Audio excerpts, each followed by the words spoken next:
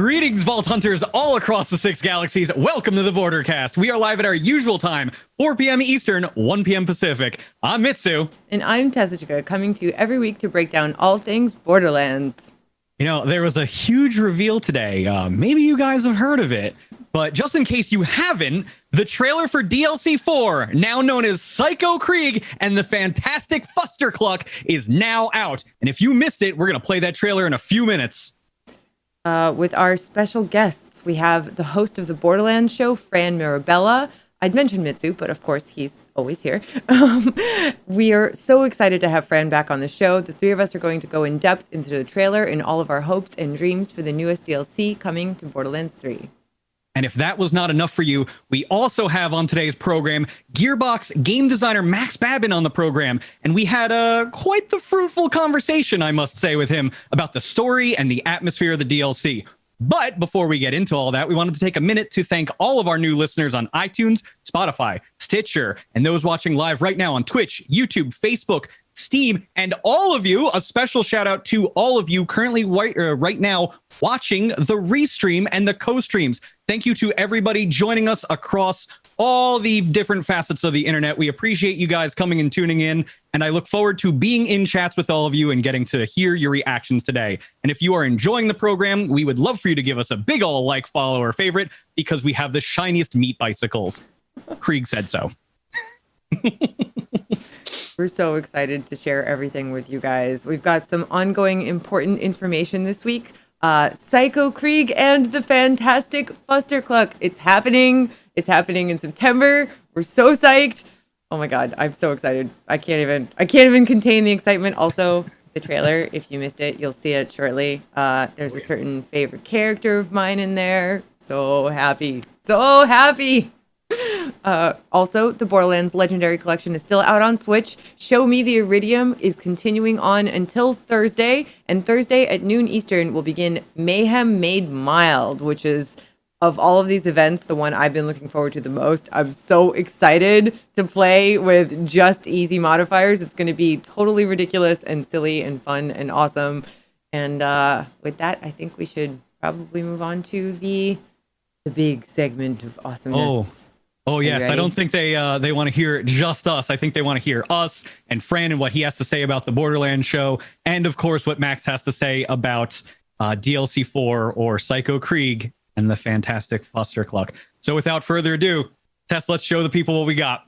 See you in a bit. Fran, it's good to have you back on the show. Good to see you again, bud. How are you? Thanks for having me back. I'm glad that I didn't screw it up last time or anything. I'm able to come back and join you guys. You're amazing, Fran. Seriously, we appreciate it so much.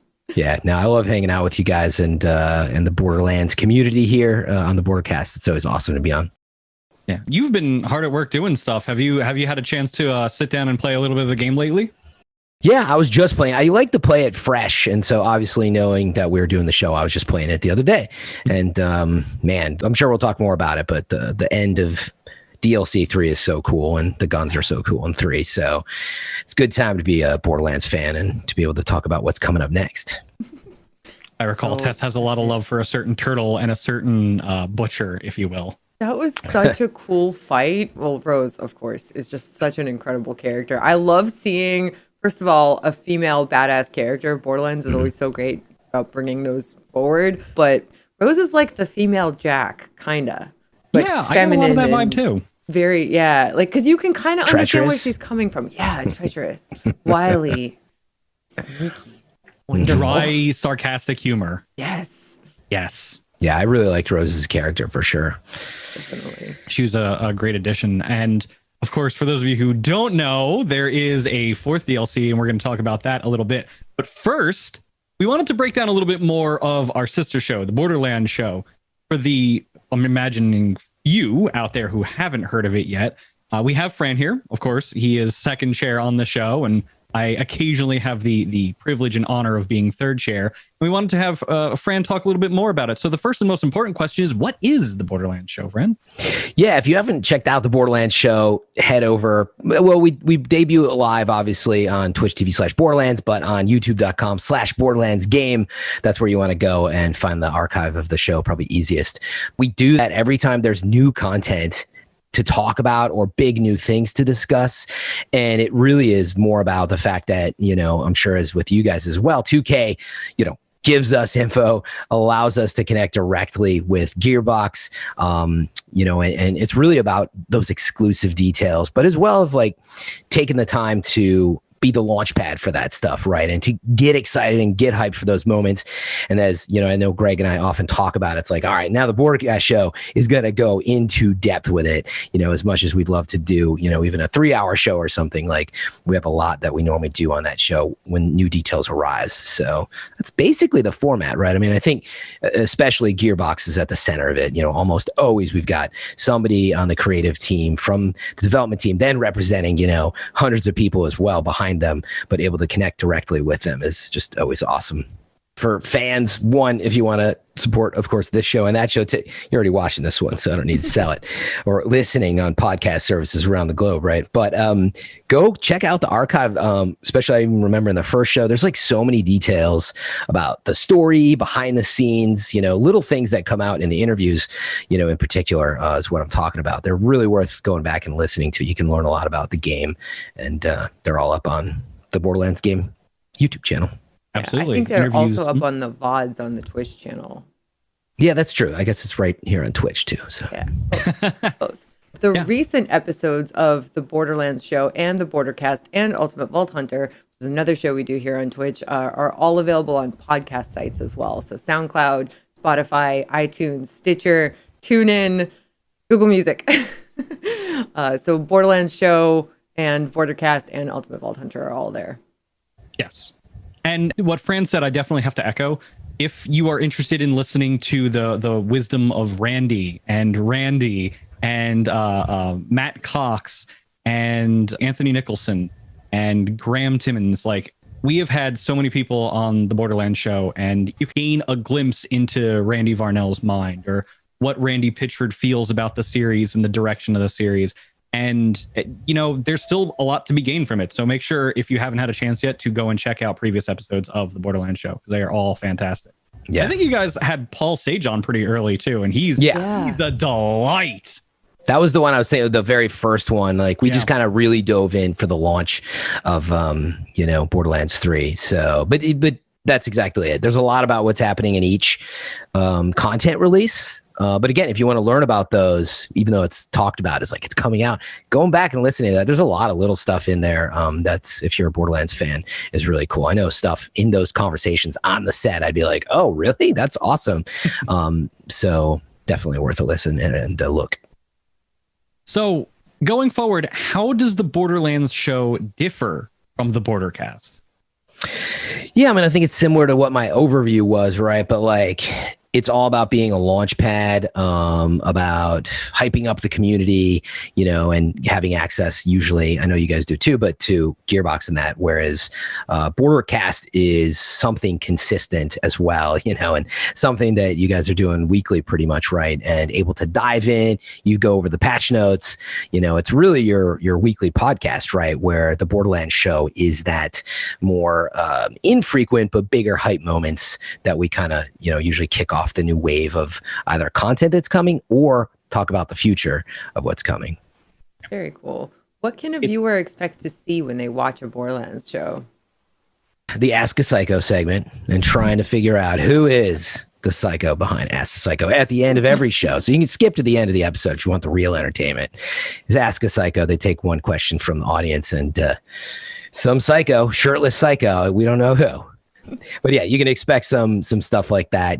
Greg Miller and myself have known each other a long time. Greg Miller, host, I'm co-hosting with him, and then I've even known Mitsu a long time now.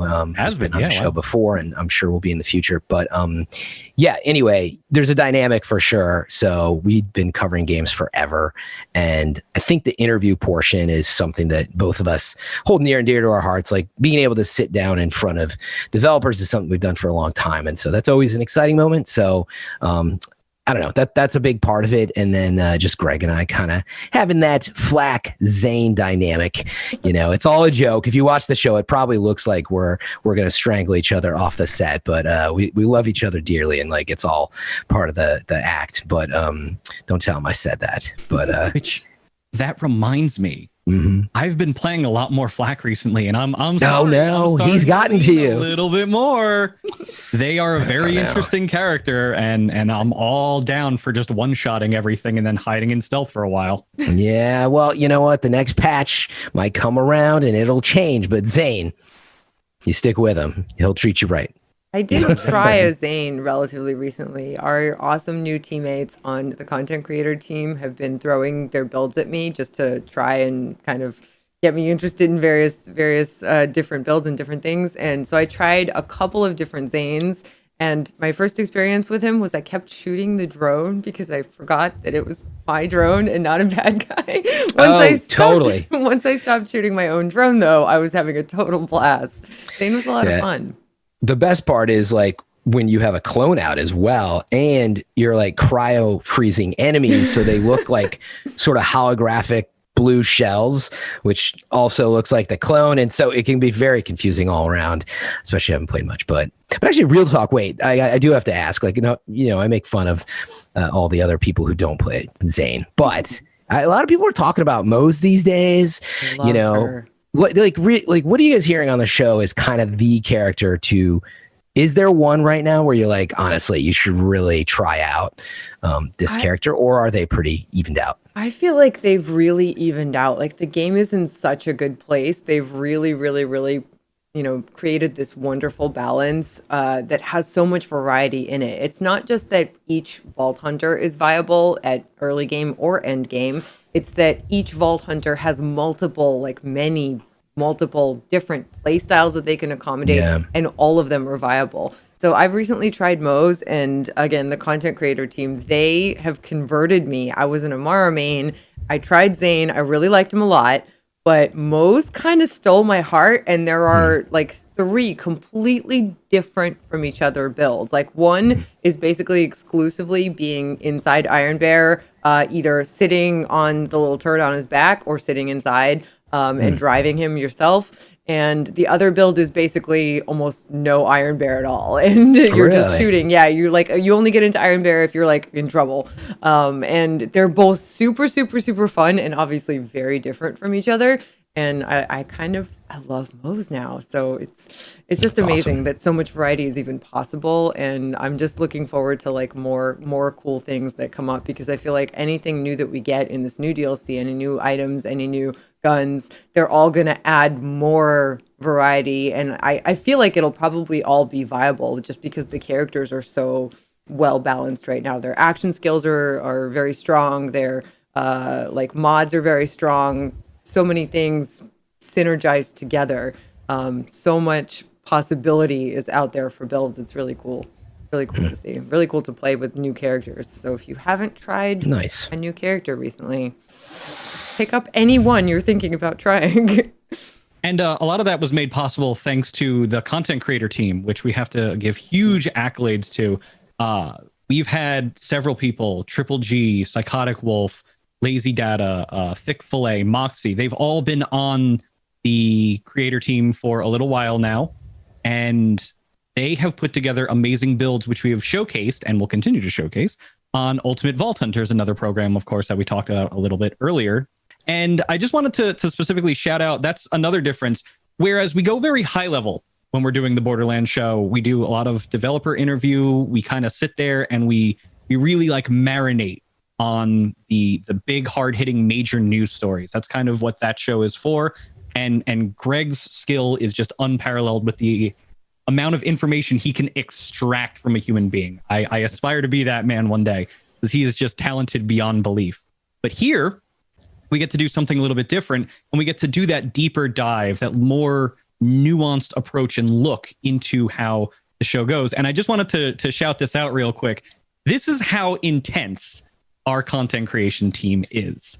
Thick Fillet went ahead and broke down all of the math that goes into clone damage. And I just want to read this off because you guys are amazing.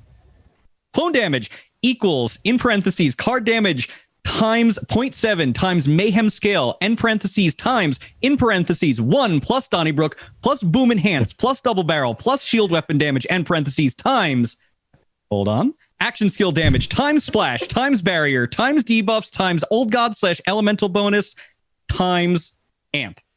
He, and I imagine probably a few other people, but as far as I know, it was mostly Thick Fillet here, managed to break down the actual math that goes into developing damage for just clones. That's unheard of. Yeah. Like, you guys are crazy. I love it. It's totally crazy how much math there is. It absolutely blows my mind. And I love that there are creators out there and people out there in the community, even that don't create, but that work with a lot of these creators. They're all in the Discord. A lot of them are in the Discord, the official Borderlands Discord. And they just get together and they literally figure out the math. And it's crazy how much math there is behind every single shot you take. Yeah. It's incredible. Absolutely incredible. And speaking of that kind of math, there was a lot of percentage additions to guns and maybe even that thing you love throwing. And that's why we get to cover it in a little segment that we love to call on this show, Hot Fixes Applied. Sorry, I love that jingle. Makes me smile every single time. Show production, we have it here. The event transition to Show Me the Iridium is in full swing. Iridium to be used on anything and everything you could possibly want, if that pertains to the gun, the Iridium Fabricator, if you prefer to use its official title, and of course, the Veteran Rewards vending machine. I can definitely say with 100% certainty, and we may bring this up a little bit later in the show, Tess, I know you're excited for it. Stockpile that Iridium. Yes. You're going to want it for later. Trust us. No, I just spent it all. But only, I have had quite a bit, but I didn't buy all the, the vanity items. And I was like, you know what, with all this Iridium, like showering down now until August 27th, I'll just spend it because I'm sure I'll get a lot more. And I probably still will. But now I feel like I'm going to regret it. I should have saved it. Well, you'll be getting a lot. I mean, they're literally showing you lots of Iridium. So you should have some good buildup until you want to. I'm a hoarder. If you've ever watched me play, I hoard, and that's just my style. So now you've made me panic. So every time there's a bank upgrade, you must be really happy. Oh, big time. Big time. That is my whole thing. Just save as many weapons as possible. Because there's always going to be, there's this math that changes. It's like, wait, if you go back to the level 55, whatever, it just so happens that and I'm like, I have that gun. I saved it.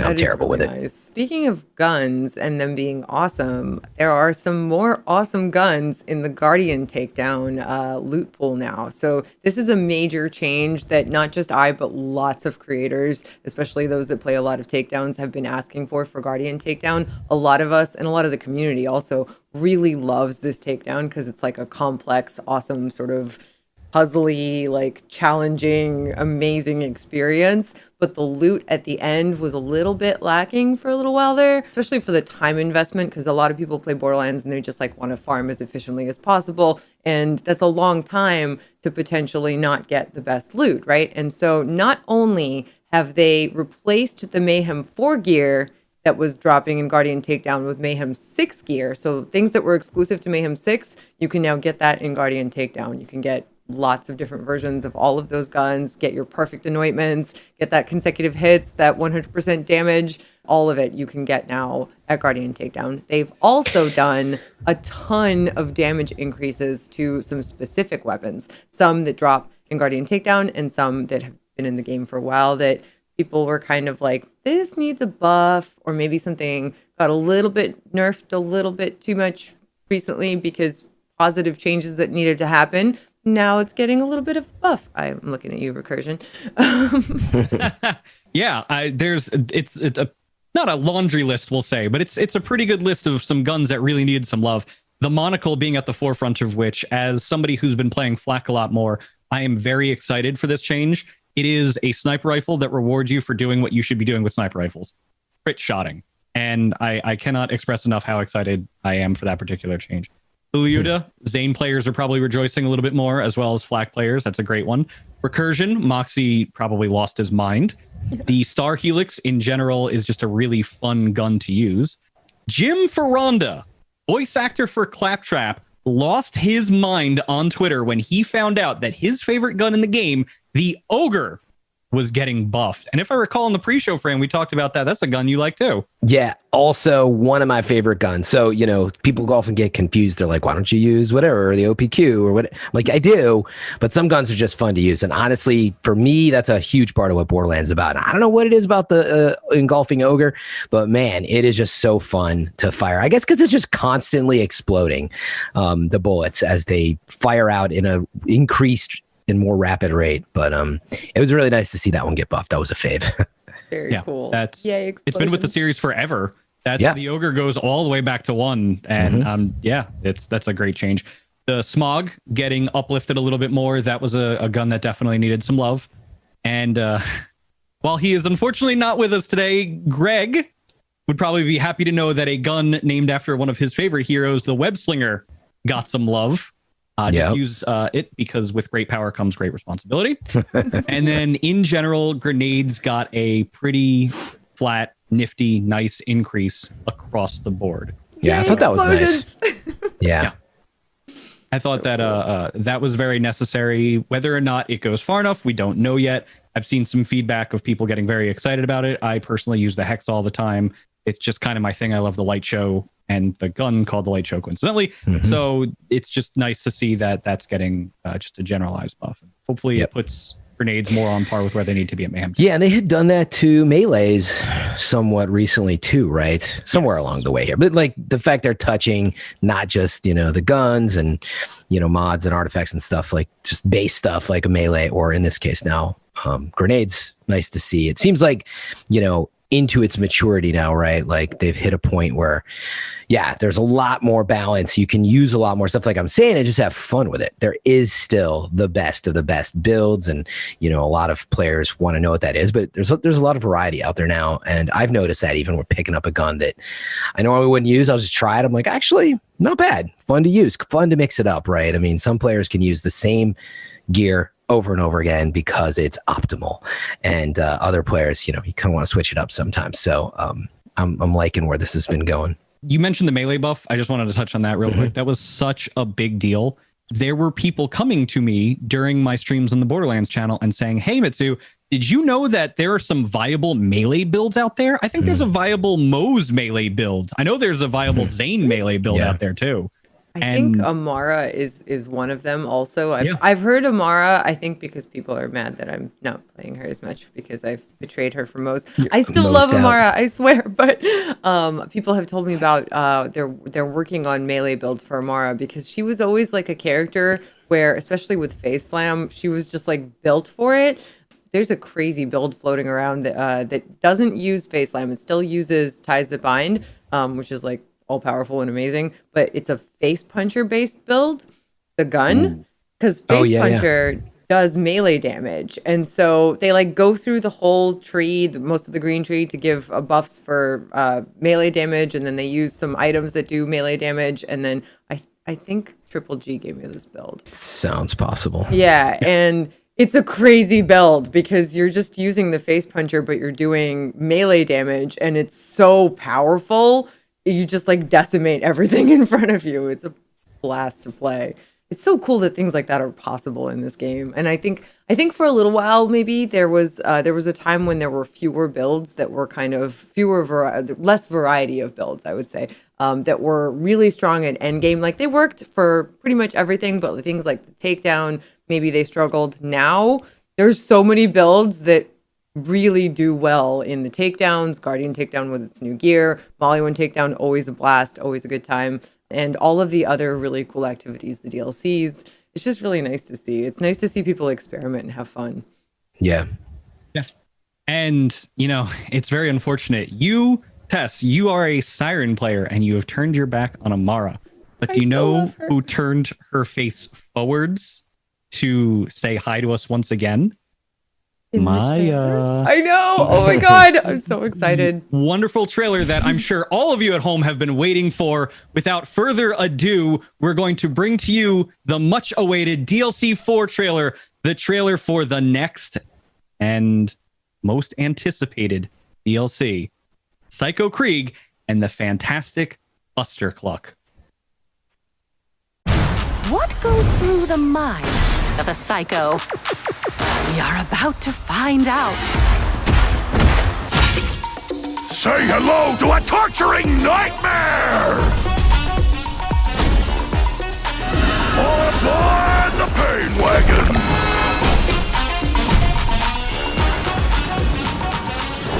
It's just following an angry anthropomorphic grain train into a strange portal. What's the worst that could happen? Open bestiality! It's sesame, you meathead.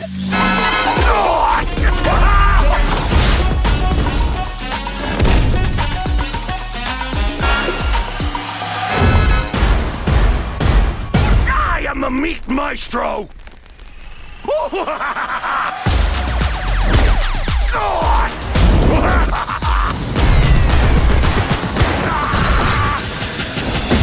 Hope you're up for some weird stuff, Vault Hunter.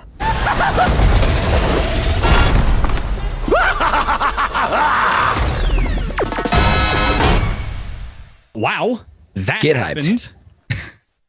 So hyped. I mean, Maya is back, sort of, kind of. We get to see her through Krieg's eyes, maybe. We don't know exactly what happens, but I'm just so... I heard that was it. That was the shot. That's all, unfortunately for you. That's all you're going to see. What if No that was way. it? That was just one big tease to Tess. That would just be so mean. Just a 5-second trailer, and it's just a shot of Maya turning around. That would have been enough for her. That'd be it. Yeah. Better than No. that. I mean, I would have appreciated it, but I hope there's more. I actually don't know, but I really hope there's more. I love her. She's one of my favorite characters in fiction, like not just video games, which are amazing, but also comics and books and TV and everything. I just think she's a wonderful, badass, like siren Jedi of amazingness, and I'm really, really glad to see that there's a way for her to still sort of hang out with us, even if it's only in our minds or Krieg's, as the case may be. In the same vein, like seeing Lilith for just that hot second was like super exciting. It definitely stood out amongst everything else in the trailer that looks cool, but it didn't even occur to me, of course, you know, and I guess I didn't really think it through, but until I watched the trailer, I was like, oh, right. Anything is possible inside the mind of Krieg and all the memories. Very curious to see how they twist that around and things that they'll do that they can now do, which I think that's why it was really smart to take this direction. Like we've been able to go a lot of different places and explore side stories or news stories, and this one they kind of have less boundaries, so I'm really curious about it.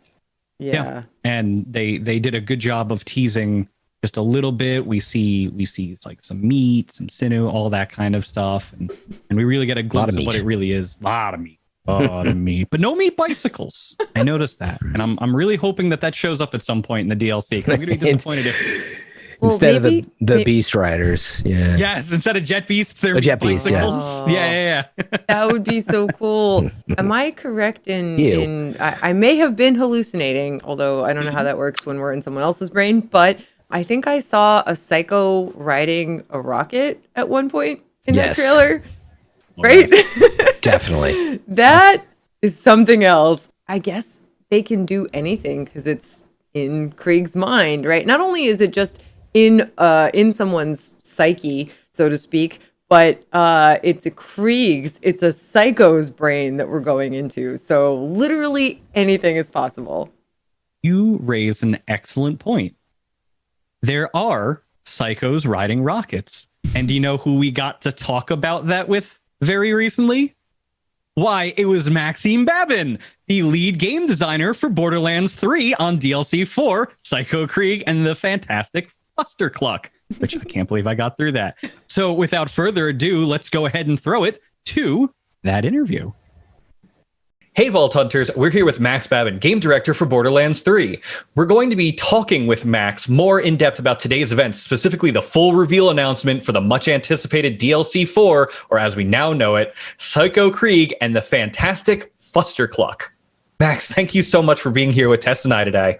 Happy to be here. Thanks, guys. We really appreciate it. We're so excited to learn more about this DLC. We're so excited to ask you some questions that I know the community will love hearing about. So thank you.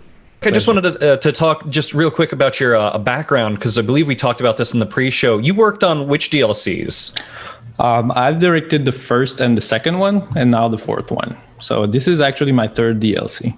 That's quite a stellar resume, all things considered. Those DLCs were incredibly well received by the community.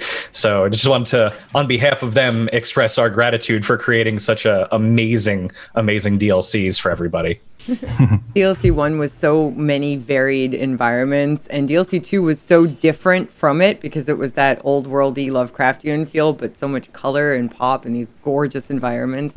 I'm kind of an environment geek, and I love the environments in Borderlands so much.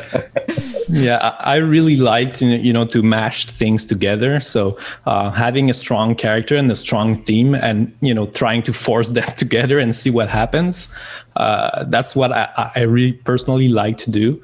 And that's something that we had, in DLC 1 with Timothy Lawrence and the heist movie style, and the second one with Wainwright and Hammerlock and the Lovecraft vibes and the dark, the cosmic horror style. So yeah, that's the thing that I really like to do, and I'm happy to be, doing that in those DLCs. Very cool. Before we dive deep into DLC 4, let's first explore the overarching theme. What's the general story behind this dive into Krieg's mind? So it all starts with Tanis, and she wants to know what makes Psycho Psycho. And she has an idea that there's something in there that's called the Valhalla. And she believes that if we somehow get to explore Psycho's mind, that we could potentially unlock that Valhalla and understand what makes Psycho Psycho. Fortunately for us, we have a friend Psycho called Krieg, probably one of the most famous Psycho there is, and we get to explore his mind. And as soon as we get there, we understand that this Valhalla is locked behind a giant, massive door, and the keys for that door has been scattered all across Krieg's memories. So we have to, delve into these memories and retrieve the keys so that we can finally see what's behind the Valhalla. So interesting. It kind of goes back into what we were talking about before about mashing up of themes, having that strong character. So Krieg is a strong character. Just real quick with the general story, what would you say, just maybe in like one sentence, what the theme of the story is, if you can elaborate on that a bit? Psycho's mind. What else is there to say? Having the chance to explore inside a Psycho's mind and everything that can go on. We've been seeing Psychos since, the beginning of Borderlands, but having to, explore what's happening in there, I think that's pretty cool. So if I had to, resume the entire theme around simple words, it would be, Psycho's mind. And that actually leads me to my next question. Every DLC, there's always been new gameplay opportunities and new environments, new mechanics that have been introduced very slowly over the course of the progression of the series. So what new opportunities have been created from traveling inside Krieg's mindscape, if you will? For us, it's all about creating weirdness, if that's a general sense that you can have. And for the first time, we can play with the player's expectations. So we can create a mission and, create something, and then it's all fake, and we change it live. And, we send you off on a mission, and, the goal of the mission change and everything changes. So we can play with those elements just to keep the players on their toes. And that's something that we really enjoy doing in the mission, just playing with that very, weird factor, just that so you're constantly surprised that and you're kept on what's going to happen and, things like that. And that's something that we can only do in that context, because we're playing with things like imagination. We're playing with memories, the idea that there's a random thought that could happen in your mind, and we get to play that now. Because you're not suspended by the constraints of what is real life, if you will, the rules established already in Pandora. Yeah, I like that. I like that answer a lot. It kind of makes me think that there'll be quests where you'll be doing something, everything will be going fine, and then you'll take a sharp left turn, and then you have to kind of figure out what to do to overcome whatever scenario Krieg's mind has just thrown at you. Yeah, and that's the fun thing with these, and we have those memories, and they are all different, and they're about something, and they have their own mini stories and their own vibe, but they all share that weirdness, that suspended, floating things, and surprising elements that can come from anywhere. I love the idea of actually figuring out at least a little bit of what goes on inside the psychos' minds and what makes them so psycho. That's so incredible, because you're absolutely right. They've been in Borderlands all this time. They've been all around us. We've been fighting them and seeing them and hanging out with them forever, and we never really knew why they were so crazy. We just assumed life in the Borderlands made them crazy. So the opportunities that are provided by this are amazing, and the whole idea of it is amazing. Some of the best loved story content we've seen has also had some fantastic creativity. It's super creative, like Claptastic Voyage and Tiny Tina's Assault on Dragon Keep. Do you think these characters' internal journeys have become a growing or even a signature narrative focus for Borderlands? I don't know if that's a signature narrative move, but it's certainly personally what I like to do. So I really like to, it's always about entertainment first, and we want to, go crazy and throw stuff at you that's awesome and entertaining and all that. And we have the chance to just take a character that people like and just dig deeper and understand them better, and telling their story and just giving them screen time so that they can tell their own story. That's something that I personally really like to do, and having had the chance to work on DLC 1 and 2, that's something that we did there also, and that's something that it's important to me because I really like those characters and I really like to tell their stories. And they have fantastic stories too. Claptastic Voyage is another one of those really highly well-regarded DLCs, as is Tiny Tina's. So, going forward, it's unfair to compare, but I everybody does it anyway. I am interested to see how it stacks up. And just from what we've seen so far, that trailer really speaks to a lot of people who have been waiting for Krieg to come back and wanting to hear more about his story. I think this is the best way that you could possibly go about telling that story.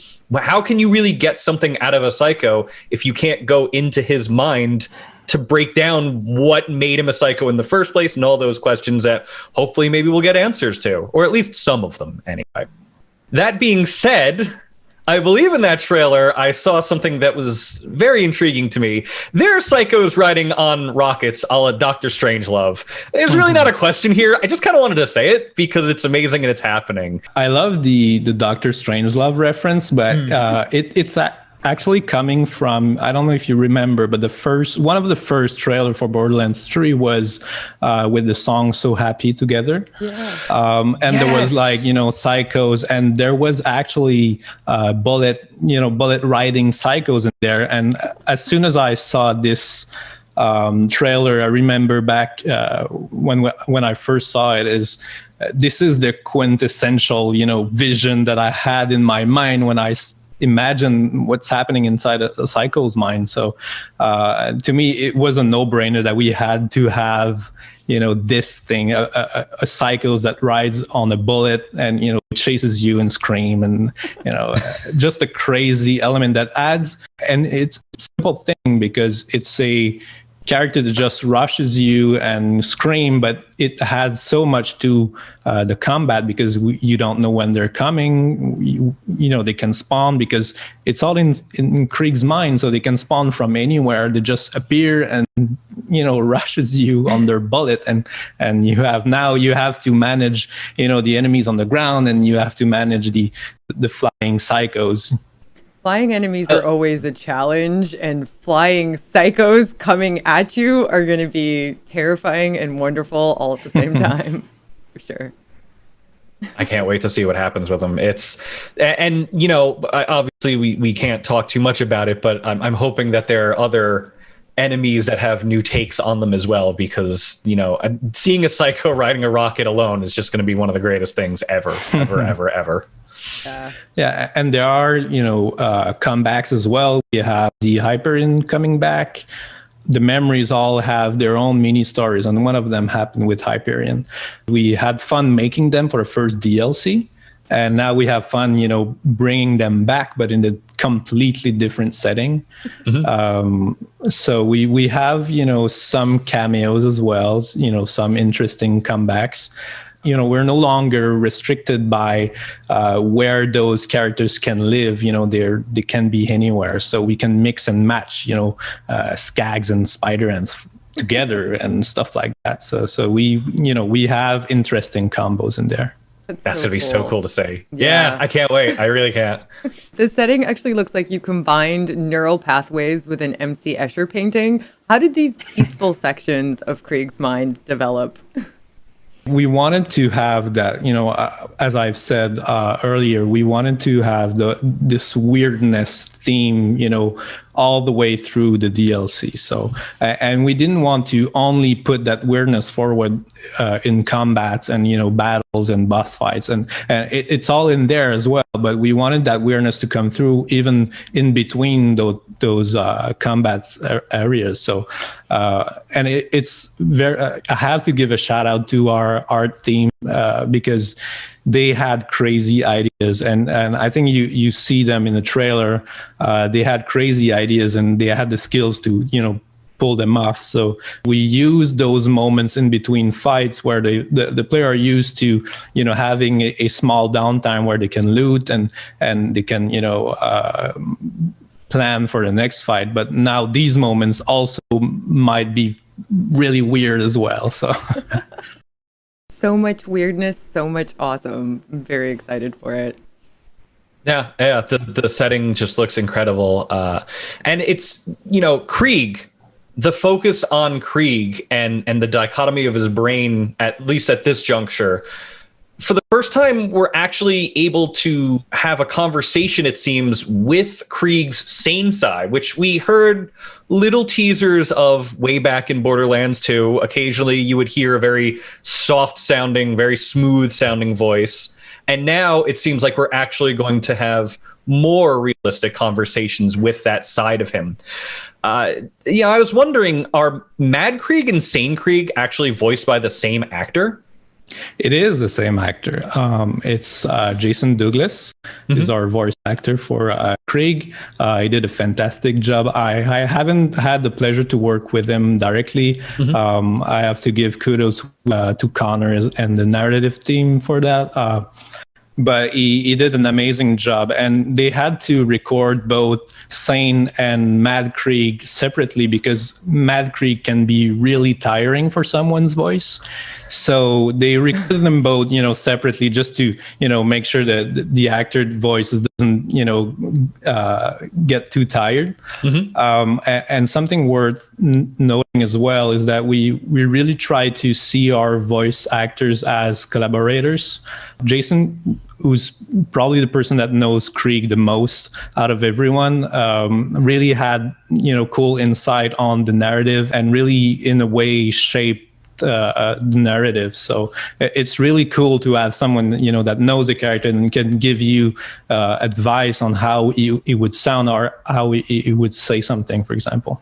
It must be such a crazy experience for any actor or actress to play a crazy character, a psycho character, and being able to voice like a sane version of themselves must have been such a trip, since he's had the ability to voice his crazy side for, you know, several years now. It must have been such an incredible experience to do that. I can only imagine. And there's plenty of Krieg in that DLC. So he did an amazing job because there's, you know, Krieg wall to wall in that DLC. So so exciting. Since we're going through Krieg's fractured mind, will the levels generally revolve around his emotions and experiences, things he's seen?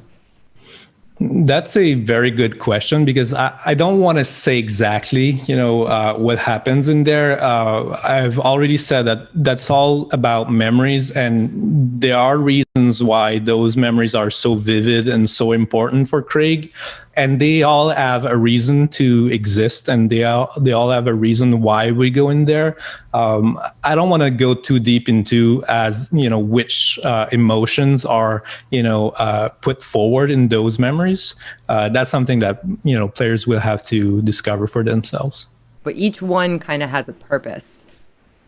Yeah, exactly. So it was important because the theme is so strong, and there was so much potential with that idea of going inside Krieg's mind that we really wanted to create moments where we can explore different things, because it's so powerful, so that we have to split those memories and give those memories very unique flavors and very unique reason to exist, and different emotions that transpire through them, so that we expand the amount of things that we can explore. Oh boy. Yeah, those oof. I'm just overwhelmed, because I imagine, the way that the approach is going to happen is there's going to be all these different emotions that you're going to explore, all these different settings, and just in general, looking at the setting. I think my eyes caught a very quick glimpse of a lot of flesh and bone, blood, sinew, all of this stuff kind of like being supported. Like, it's just, wow. I don't think I've seen a more disturbing sight in all my years of gaming, and I've played a lot of games. Like, you guys did a great job, I guess, just from the glimpses I've seen of conveying, I'm thinking of like meat bicycles and stuff like that. What's the development process behind creating those extremely disturbing but very apt levels? Yeah, so I'll be lying if we didn't watch a meat bicycle trailer and took inspirations from that. But the first thing that we did is establish some kind of basic rule set that goes through all the memories. So floating elements, weirdly shaped or weirdly placed, and items, and things that don't belong, and things that change the context. Took those things and apply very basic color scheme just to make the different memories pop and have their different flavors. And we wanted to have this basic line and then go really crazy with uniqueness, and each memories have their own unique twist, and they have their own flavor. And the designers that were all small themes that were separated into taking care of each memories, they really went crazy and have a bunch of ideas on how to really dig deeper into first the emotion that we wanted to talk about in there, and the overall weirdness again that I keep saying. But we had very interesting debates on you would hear different meetings that we had, and the subject that we were talking about, and you would think that we were crazy, but it made sense at the time. Different meat ings. I'm sorry. Where's my car crash sound effect? I need it right now. Sorry. I apologize to everybody. There's going to be a lot of groans in chat after that one. Will we find Lieberman, or at least a clue to his whereabouts in Krieg's mind? I love this. I cannot deny nor confirm. People will have to, play to find out, I guess. Fair. I can accept that. You know what? It's not a yes. It's not a no. It's a maybe answer. I'll take a maybe right now, because that is something I've been obsessing over forever. I need to know who Lieberman is and why we need to find him. The non-answer just makes me that much more excited to play. Right?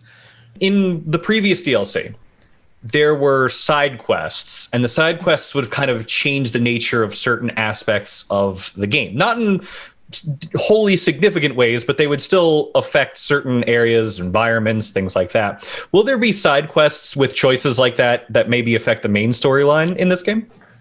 So the way we approach side mission in this one is in two different ways. The first one is more involved stories that happen once you cleared a certain memory. So you go back in there and you live a different adventure, but in the same theme as, the memory that you just did, so that we can, tell a different story, but within the same vibe. And those are, smaller stories that we get to really go crazy. And we have those smaller memory fragments that are scattered all across our levels, which are basically the idea that anytime Krieg could have a random thought or a very, very small memory, that something that happened to him that is stuck in his mind and he cannot get rid of it. And once you go there and you help him out, or you just play the whatever happened at the moment, those are bite-sized mission that you get to have a bunch of different things happening inside Krieg's mind, and it's always Krieg, so it's always about him, and it's always about something that happened to him. Speaking of side quests, so you did The Handsome Jackpot and Guns, Love, and Tentacles. There was a character in both of those, this crazy man who loves to ride his rocket through space. Could Krieg have possibly in his travels run into him also? All I gotta say is that there's always possibilities for Max Sky to be, anywhere. So there's always possibilities to run into that crazy man that loves to ride his rocket through space. We missed him in the third one, so we'll be happy to maybe see him again. I'm keeping my fingers crossed. I'm very excited for Max Guy. One of my favorite characters introduced in the DLCs, just because he's so preposterously ridiculous. There is one more question I wanted to get in here, and I think it's probably the one that people are waiting for the most, besides, of course, knowing more about Krieg. The loot. Are there any new legendary weapons that you are looking forward to for players to get their hands on with this new expansion? Of course, there's always legendaries. There's always new stuff. I personally think that one of the most fun thing about new DLC is getting to discover those legendaries. And I'm sorry that, to disappoint you, because I don't want to, just spoil that for people. All I'm gonna say is that there is a sniper rifle that drops fiery balls on your enemies, so I guess that's the one that I'm gonna give you, but the other ones are all as crazy as this one, so just explore and find them and discover them for yourself. I want to go to there. I want whatever that is very badly. Yeah, I'm so excited for everything this DLC has to offer. Max, thank you so much for taking the time to speak with Mitsu and I today about our impending foray into Krieg's mind. We know the entire team is hard at work finishing the game, and that the wait for Psycho Krieg and the Fantastic Fustercluck is almost over. Please extend our best to the Gearbox team. We're so excited to play this soon. Huge thank you. We're just super sick to get our hands on it. Thank you, guys, and hopefully that's something good that can happen during a global pandemic. So hopefully that's something that can keep people's mind entertained for a little while, and that's the first actual project that we did entirely during this craziness that's happening in the world right now. So thank you guys for taking the time to shine light upon it and having me up there just rambling. No, it was such a pleasure talking with you, bud. Yeah, thank you very much. It's crazy that you were able to do all of this while working from home during pandemic times. Definitely very exciting to go to someone else's mind, someone else's crazy, awesome mind, and get a little bit outside. Yeah, and the team is also fitting because we go inside that character's mind, and in a way we help him out. So in a time where we're all confined in our home and we can't really see people, having that way to in a way we want to tell people that you can have help, and it's okay to have help, and it's okay having people to give you a hand, and you don't have to fight alone, and Krieg doesn't fight alone, and so people shouldn't have to. And hopefully that DLC will, as well as entertain people and give them a little break, hopefully it's gonna teach them something. Cool. That's really awesome. Thank you so much. Thank you, guys. Max is wonderful to talk to. Again, Max, if you're watching, thank you so much for joining us. We appreciate having you on the program. And we did not get a chance to ask all of the questions that we wanted to. There were plenty more. I think I have a page and a half at least of more questions that Tess and I brainstormed and wanted to ask of you. We hope we can have you on in the future. Please come back, because there is a lot about this DLC that we would love to yet speak with you. Absolutely. And we're so excited to play it. We're so excited to experience it. And we just want more. Yeah, that was a great interview. Well done. Thank you. Thank you. Fran, what did you think of what Max had to say about kind of like the general theme and direction of the DLC? Yeah, I don't know. There was a lot in there. I honestly, it was at the very end. Another thing that didn't strike me was that, Krieg is dealing with his own problems and, mental health issues or whatever goes on inside the mind of a crazy psycho. Yes. But the fact that he kind of noted that there was some respect for that and the way the world is right now. And I thought it really like stuck with me there's always those layers in the game, with how sort of goofy it is, and it is lighthearted and you should just take it with a grain of salt. But actually that he sort of noted, like, this is also about you're not alone when you have these problems, and you're kind of going to be helping them out and other people are. I was like, oh, super interesting that's an angle and part of the story as well. Yeah, it's an allegory for the game overall, right? The game is a co-op game. The world of the Borderlands, even as far back as the first game, was kind of dark if you think about it. Like all the things that the Pandoran people have gone through, all the things that everybody in the game has gone through. There's been a lot of hardship and a lot of death and a lot of craziness, but there's this underlying hopefulness, and there's so much fun that you can have through all of this.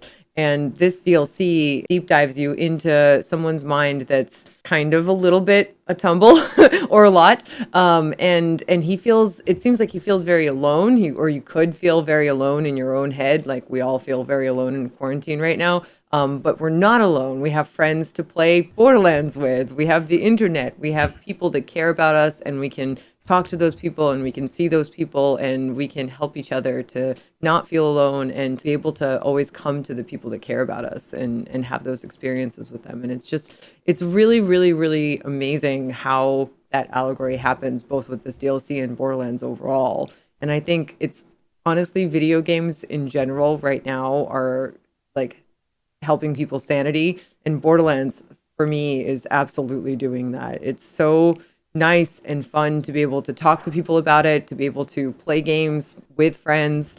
I never feel like I'm really by myself, and it's fantastic. It's such a powerful statement. What they are trying to convey in the theme of this DLC. Loneliness, anger, grief. The minds of some people are tortured.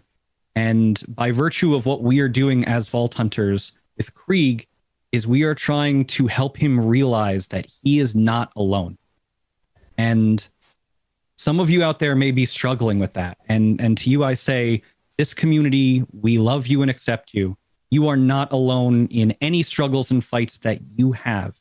Vault Hunters stick together, and we fight together for a common cause, getting awesome loot. But this DLC, beyond I think any other, really, when I was talking to the Max, I felt it in my heart what they are trying to convey. You are not alone, and we are not alone. And I'm sorry if I got a little personal with that, but it's a message in these trying times that we really, really needed to hear. And to Gearbox and 2K, I want to say thank you for that. Because it means the absolute world. Taking a much lighter note, Fran, as a connoisseur of looting and shooting, Valhalla what do you think about this? Where and what do you think this legendary place that we're going to be seeking out through the mind of Krieg is? I mean, I don't know what to expect from the minds at Gearbox anymore, especially when they're exploring the psyche of a Psycho.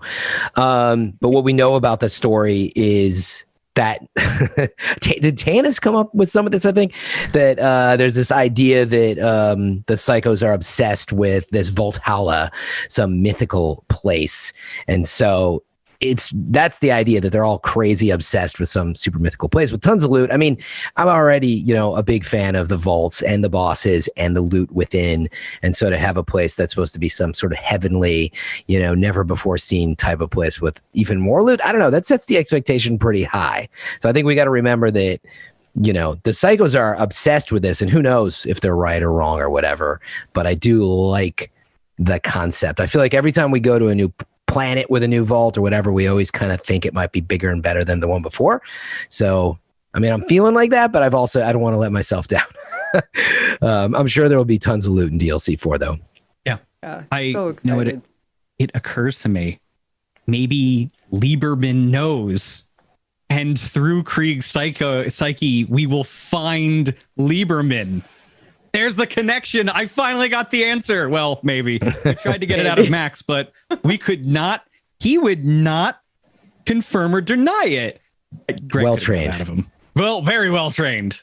I guess we'll just have to experience it for ourselves. Yeah. Yeah, you kind of, I wonder where it's going to go, because the DLC 3 surprised me with how it sort of evolves in the latter half, not to spoil anything. So they could totally be doing that with this as well. And the fact that it's, again, in Psycho's mind. Cannot wait to see. I liked actually just the visuals in the trailer. It was like this mix of like just psychedelic in the park, music video, trippiness. Yeah. And also, maybe it was just me, but like Mad Max, like visuals of, attacking the forts with like these, meat machines and stuff like that. So I don't know if that's going to be the main theme. You never really know what to expect. It's just a tease, but the DLCs have done such a great job of variety. So yeah, I'm curious what you guys think of, maybe would have been your faves, but also how you think the visuals so far, the style is stacking up.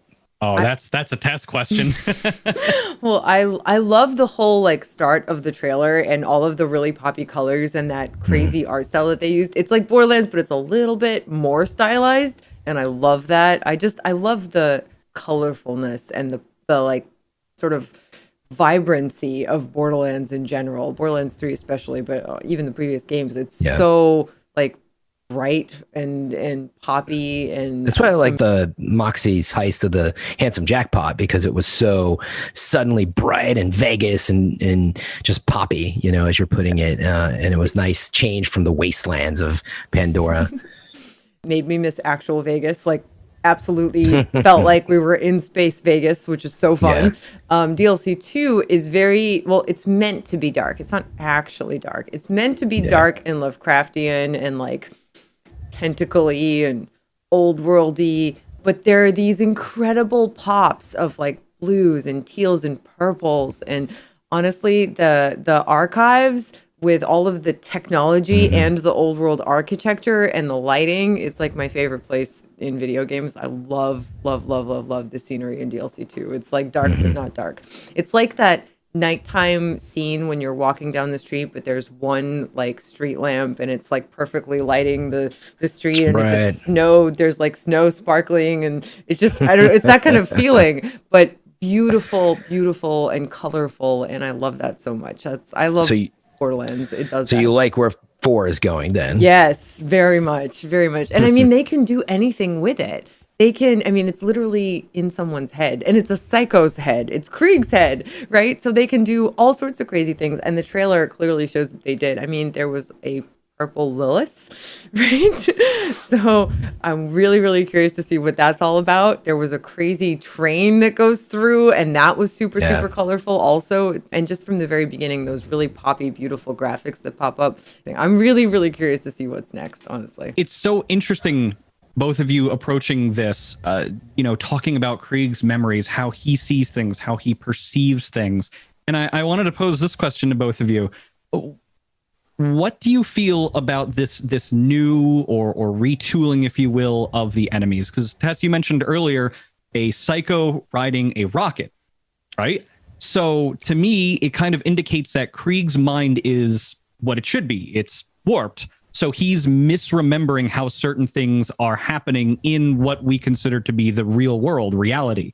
What perhaps do you think is going to happen to other enemies, or how they'll approach other situations that maybe Krieg got himself into? It's a tough question. I mean, yeah, he could also conjure up anything, probably that he wants in his mind on top of that. But, I give the DLCs a lot of credit too, because when they've introduced, a lot of new enemies and stuff, actually, I really like that. I like new enemy names, new enemy crit spots, having to think about, what type of damage to do them. That's always a lot of fun. Obviously, if you twist older enemies as well, I think there's a ton that you could do, but there's just like so much that's gone on already in the world of just Borderlands 3 alone, not even dating all the way back. So I don't know where to start with that one of like the wish list of what to do. I wouldn't mind seeing I don't know if there is like, a boss or a mini boss type thing that's like inspired by something, of the past. That could be pretty cool to play with that. You bring up a good point in that sense of like something fond, but it's like twisted and maybe it's dark, or I guess we'll see. Maybe it's super happy and psychedelic as well. Maybe they're your friend. Maybe that's it too. That, the things you think are your foes in Krieg's mind can be the opposite sometimes, right? It would be kind of insane if there was like a gigantor claptrap boss. But I don't know. I feel like anything they do will be kind of psychedelic and crazy, and things will be flying at you because flying psycho on a rocket. That is so awesome. So I don't know. I love the potential for creativity in this DLC. They can go to so many different places with it. So I'm just excited to see it. I think you nailed it earlier, honestly. A meat bicycle is really all that we need. So yes, we get that. Oh my God, I want it. That's all we need. If there's a character that you could see returning to the series via Krieg's memories, what would be one character that you'd want to see? I know mine is definitely Maya, and we're getting her, so I'm super happy. But what about you guys? Brand, you're lost in thought there. What are you? I am. You don't have anything yet, Mitsu? I was thinking on it. Oh, I got one. Oh, believe me, you saving the best for last. Okay, well, what I would say is that I got to be around Gage, which was awesome in the DLCs. I was a Gage player, so I already kind of had my wish fulfilled with that. So I don't know, I'm a little bit of a loss, but Lilith, seeing her in the trailer also brought back some fondness there. So I'd love to I don't know, see more Lilith. We're obviously going to be playing as our current Vault Hunters, right? So right. I doubt we're going to get, suddenly a brand new skill tree and all that on a character. But to be around some of these beloved characters, it looks like it's going in that direction. So it could be cool. Yeah. A very wise gentleman pointed out to me that if we're misremembering how certain things went, this could be one more tiny opportunity to bring back a certain asshole that everybody loves, Handsome Jack. And I would love to see how Krieg's warped mind perceived all of that. I would love to see if we even got to see how Krieg interpreted that moment when we kill Handsome Jack. Because canonically, I believe he's supposed to be there, even though he was a later DLC character. Yeah. That's a really good point. So I'd love to see how he perceived that moment. Yeah. That's a really good point. It would be really interesting to see that. Yeah, I was going to say, Handsome Jack is just such a cool, beloved character. And, we didn't necessarily think we were going to get any more of that. And to get not necessarily Handsome Jack, but we basically did in DLC 2. That was a cool way to do it. And so, yeah, you're right. I don't think it's off the table. I being 100% honest, I actually think I'd be surprised if they retreaded that so quickly. That's fair. But as a fan, I'd love to see that. His voice and his dialogue is always so on point, and he's such a great character that pulls you forward in the game, and you love to hate him. And so that's definitely a good idea. So I think, I don't know, we're gonna have to make a big wish list for this one. Damian Clark just owns that role. He's just that good. Yeah. I'm just so happy to see Maya. I'm so happy to see Maya. I know she's technically realistically gone, but I just love that they came up with a way to bring her back and allow us to spend more time with her, especially this really cool sort of badass Borderlands, even more badass Borderlands 3 version of her. I love it. You're gonna cry all over again. I'm sorry. That is not something you get to say very often about a Borderlands game. Right? It True. made me cry. It did, yeah. I had a hard time when that happened because I had no idea. So my first experience of it was live on stream, and I was like, breathe, breathe, don't freak out. Yeah, it was tough. I didn't know what to do with my anything at that point. So I'm just really happy to see her come back. Yes. in whatever shape or form. Exactly. In our memories, she will always be there. So Memories we take with us, as warped as Krieg has shown us. Krieg's taking them with him too. Going forward, there's that one aspect of the game, and we tried to get it out of Max, but he was a consummate professional.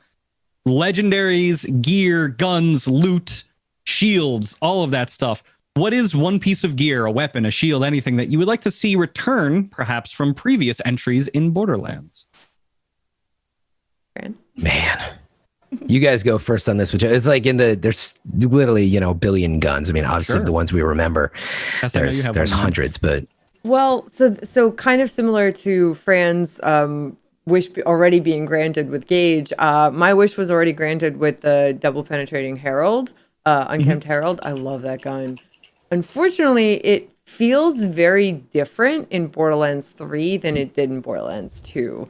I don't even think it has anything to do with it being super powerful or not. It just feels super different to shoot to me, which I think it's very much in line with other similar guns in Borderlands 3. So it just doesn't feel like the OG Herald to me, which, I mean, it's a totally different gunplay game. I love the gunplay in Borderlands 3 so much. I'm very much a gunplay snob, and Borderlands 3, in my opinion, has the best gunplay of any shooter out there right now. That one just doesn't quite feel right, but there are a lot of other really incredible guns, so I can't really complain. I can't think of another one that gun carried me through everything. So I feel like Borderlands 3 just has so many weapons and so many different feeling and different shooting and different effects and different everything kind of weapons. And that's a really good thing. It's really good that there's not just like one. There's so many that stick it out in my head right now that I could list and name. Just recently, Flipper, Light Show. I freaking love those guns. They're amazing. So good. Yeah. So I don't know. I guess I'm okay with them bringing back any cool gun, especially if it feels similar to how it felt before. But I'm just excited to see some new stuff. Yeah, that's basically what I was going to say. Like, there's so much in the game, and I was struggling to remember, and I was trying to look up. Like, I had this blue pistol that I just used while leveling up a ton in Borderlands 2, and I stuck with it. It felt great. It was just like a pistol, but it did the right damage, and it was powerful, and so it was fun. But the reality is, like, the guns and in the current game and the things that they're doing are really cool, that it's all about the new guns, and each DLC kind of teaches us that. And so when he mentioned that there's some legendary, what was it, sniper that like is dropping fireballs or something while it's shooting, is that what he said? Something like that. Oh yeah. So he gave us like one tiny little hint, and like that's what I'm talking about. Anything in that vein. I forget. I've been using the what is the rock? Oh, the Plague Bearer. Yeah, is such a fun gun to use. Send this whirlwind gravity orb with fireballs that lock onto enemies around it. Like that kind of creativity, I just love. So yeah, I'm looking forward to see them do more really cool stuff like that. And in this game, the fact that it's kind of like psychedelic, I was thinking they could come up with like a gun that shoots like psychedelic, super vibrant beams at enemies, and then maybe they kind of trip out and it has some after effects on them or something. But I want to see a gun that shoots lots of butt stallions, like a butt stallion stampede, and all of them be like puking rainbows and pooping rainbows, and just butt stallions and rainbows like everywhere running amok. That would be awesome. I was gonna say honorable mention to one of my favorite guns in Borderlands 2 in Tiny Tina's DLC, the Sword Explosion.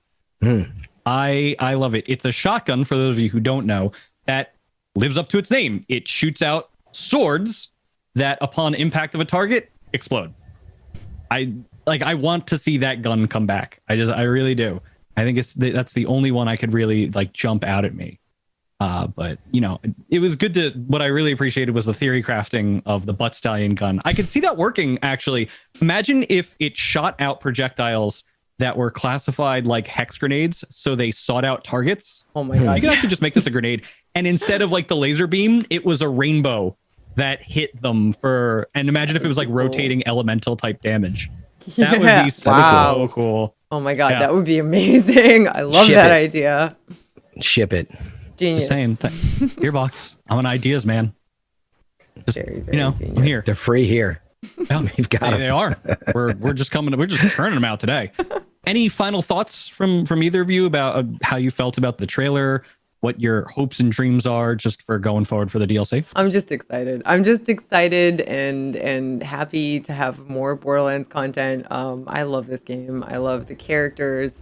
I love seeing my favorite character come back. But I'm also really, really excited to kind of get to know Krieg better. Because I always liked him, obviously, because Maya liked him. But it's really, really cool to be able to go inside the mind of a character that you care about. And it's just such an unprecedented thing. And I'm just excited. Yeah, it's like we've taken so many turns with the DLC, so I was really thinking on it. But bosses are always some of my most favorite moments. And what they did, towards the latter half of 3 and the end of 3 with the boss was so cool. And so the more of that I can get is what I'm honestly always hoping for in this content. But I also think they've done a good job of each one has a sort of different, gameplay path. They don't all play the same way, if that makes sense. Like the last one getting driven along like in an Old West sort of narration, and it definitely had quite a different feel to it. So I'm really looking for something different, being in the inside of someone's mind. I wonder if we can hear his thoughts, and who knows. But variety has been the spice of life with this one. So I'm looking forward to that. Yeah. I've got this voice in my ear. It's telling me there's breaking news. Breaking news. I'm going to throw it over to my co-host, Tess. Tess, tell the people what this breaking news story is.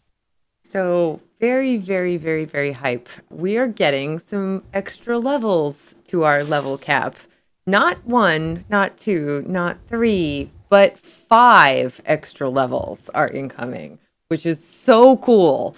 So cool. And this is probably also going to be the last increase for a very significant amount of time. It may not be the final increase, but for a very long time to come, for the foreseeable future, this will be it. So we've been farming a lot. We've kind of had a little bit of a break from farming. A cool thing is the last 2 events in the anniversary sort of celebration are focused on cash and iridium. So we're not farming anything right before there's an increase. We're actually farming the things that are going to help us. Like iridium, for example, we can use the gun to help ourselves level, to get some of the things we want back from the veteran vendor. And that'll be really, really helpful. And then we can level 5 whole levels, 5 points.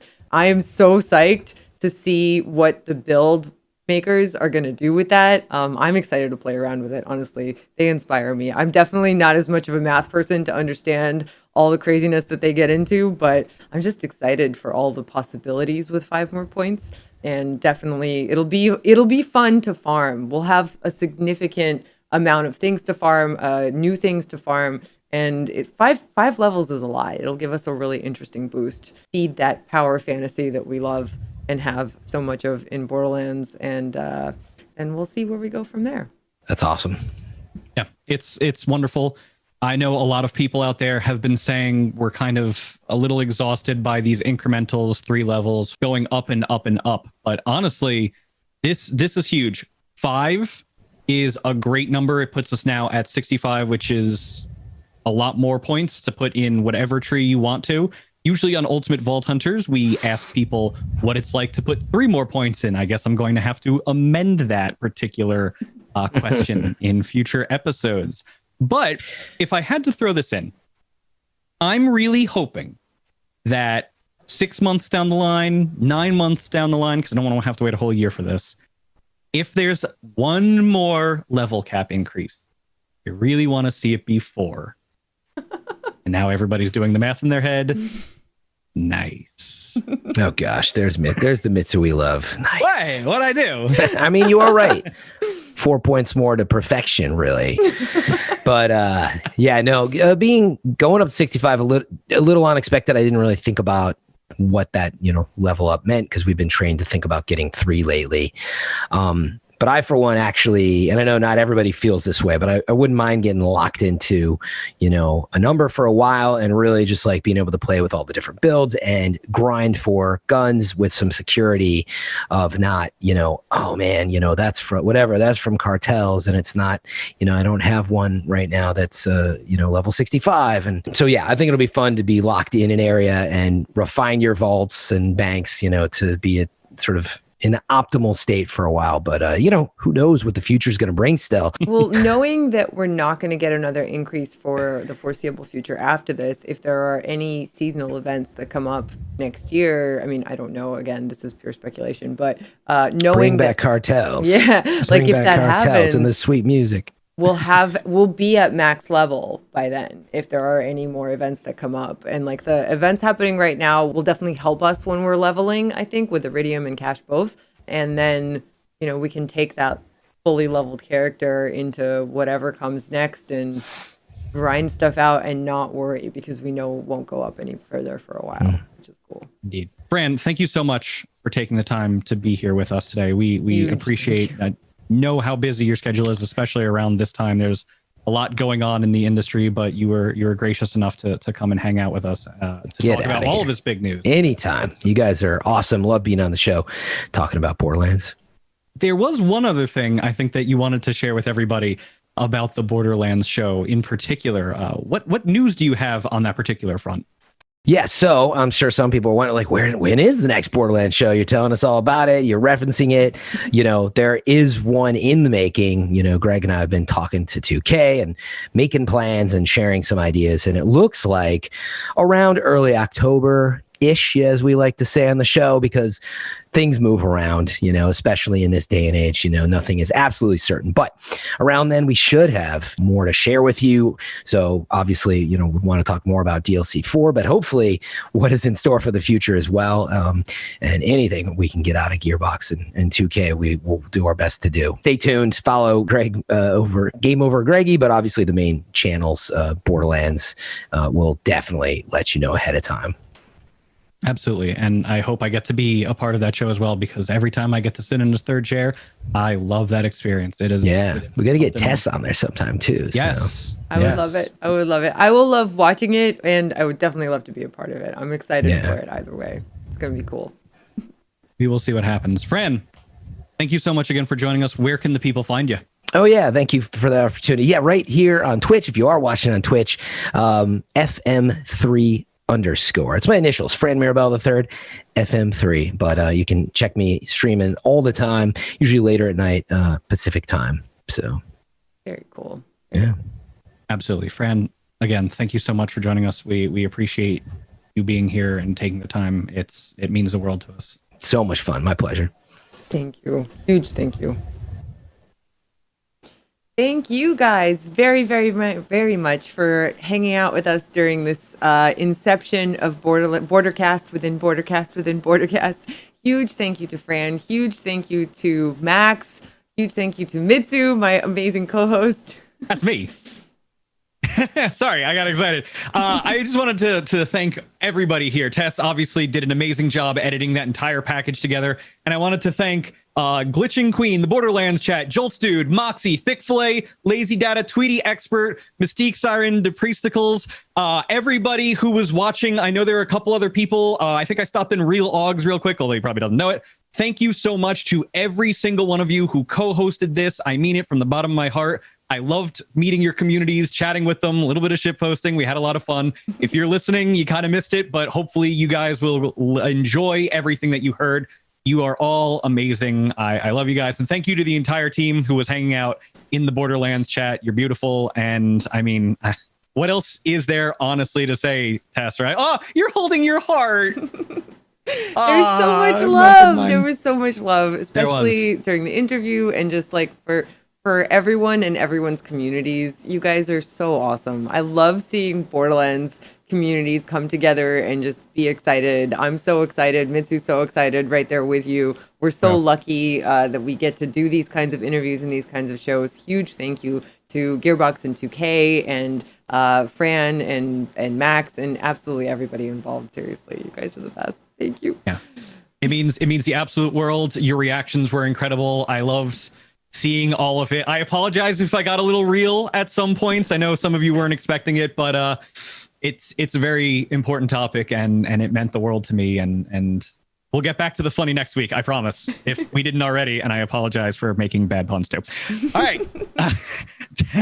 Tess, please sign it off. You guys, thank you again. And if you missed any part of the show, the video on demand is going to be available on Twitch, on YouTube. You can also find us on all of the podcast services. That should be up in about an hour or so. That will be on iTunes, SoundCloud, Spotify, TuneIn, Google Music, and Stitcher. And we stream live on Twitch every Tuesday at 4 p.m. Eastern. So we'll be back next week with more shenanigans.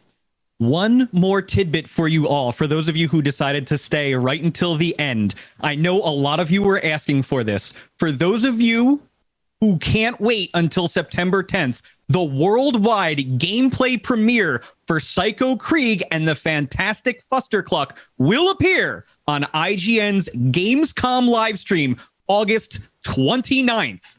That's only Tess, we're going to find you real quick. 4 days. Yeah, I know. It's 4 days away, right? That's amazing. I actually didn't even know that. That's so cool. So if you want to find me, I'll be streaming later tonight on my channel over at twitch.tv/Tessachka, as written right here, or Tessa, CHKA for those listeners out there. Thank you. Also, I stream on the Borderlands channel, of course, Borderlands, every Monday and Wednesday at 4 p.m. Eastern. And of course, I am twitch.tv/Mitsu, as most of you probably got to know today, and twitter.com/Mitsu Show, twitter.com/MITSUSHOW. We're going to play you guys out once again this week with one more look at the trailer for the upcoming DLC that you've all been waiting for, Psycho Krieg and the Fantastic Fustercluck. So on behalf of Tess, myself, and the entire content creation team, thank you so much for joining us as you do every single week. Now go forth and make some mayhem. What goes through the mind of a psycho? We are about to find out. Say hello to a torturing nightmare! Aboard the pain wagon!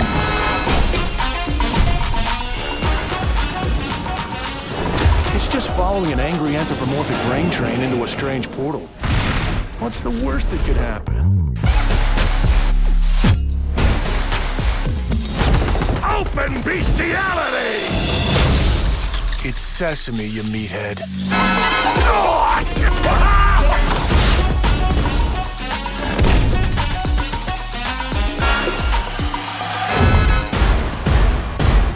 I am the meat maestro!